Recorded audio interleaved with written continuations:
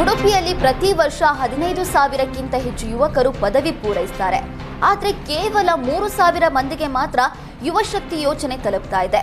ಆದ್ರಿಂದ ಗ್ಯಾರಂಟಿ ಯೋಜನೆಗಳ ಅನುಷ್ಠಾನ ಪ್ರಾಧಿಕಾರದ ಅಧ್ಯಕ್ಷ ಎಚ್.ಎಂ. ರೇವಣ್ಣ ಸಭೆ ನಡೆಸಿ ಅಧಿಕಾರಿಗಳಿಗೆ ಖಡಕ್ ಸೂಚನೆ ನೀಡಿದ್ದಾರೆ. ಯುವ ನಿಧಿಯನ್ನ ಎಲ್ಲ ಯುವ ಜನತೆಗೆ ಮುಟ್ಟಿಸಿ ಸರಿಯಾದ ವರದಿಯನ್ನ ಸಲ್ಲಿಸುವಂತೆ ಸೂಚನೆ ನೀಡಿದರು. ಸಭೆ ಬಳಿಕ ಮಾತನಾಡಿದ ರೇವಣ್ಣ, ಮುಖ್ಯಮಂತ್ರಿ ಸಿದ್ದರಾಮಯ್ಯ ನೇತೃತ್ವದ ರಾಜ್ಯ ಸರ್ಕಾರದ ಪಂಚ ಗ್ಯಾರಂಟಿಗಳು ಜನರ ಬದುಕಿಗಾಗಿ ಇದೆಯೇ ಹೊರತು ಮತ ಗಳಿಕೆಗಲ್ಲ. ಆದರೆ ಬಿಜೆಪಿ ಮಾತ್ರ ಜನರ ಭಾವನೆ ಕೆರಳಿಸುವ ರಾಜಕೀಯ ಧ್ಯೇಯವನ್ನಷ್ಟೇ ಹೊಂದಿದೆ. ಕಾಂಗ್ರೆಸ್ ಪ್ರಣಾಳಿಕೆಯಲ್ಲಿ ನೀಡಿದ 165 ಭರವಸೆಗಳಲ್ಲಿ ಎಲ್ಲವನ್ನೂ ಈಡೇರಿಸಿದೆ ಅಂತ ಹೇಳಿದರು. ಪದೇ ಪದೇ ಸಿಎಂ ಬದಲಾವಣೆ ಬಗ್ಗೆ ಚರ್ಚೆ ವಿಚಾರ ಸಚಿವ ಕೃಷ್ಣ ಬೈರೇಗೌಡ ಬೇಸರ ವ್ಯಕ್ತಪಡಿಸಿದ್ದಾರೆ. ಈ ಬಗ್ಗೆ ಚರ್ಚೆ ಮಾಡೋದಕ್ಕೆ ಬೇರೆಯವರು ಇದ್ದಾರೆ. ಅಧಿಕಾರ ಯಾರಿಗೂ ಶಾಶ್ವತ ಅಲ್ಲ.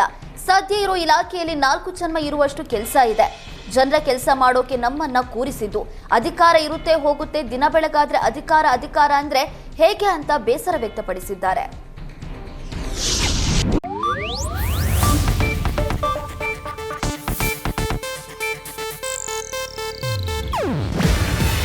ಇದು ಏಷ್ಯಾನೆಟ್ ನ್ಯೂಸ್ ನೆಟ್ವರ್ಕ್ ಪ್ರಸ್ತುತಿ.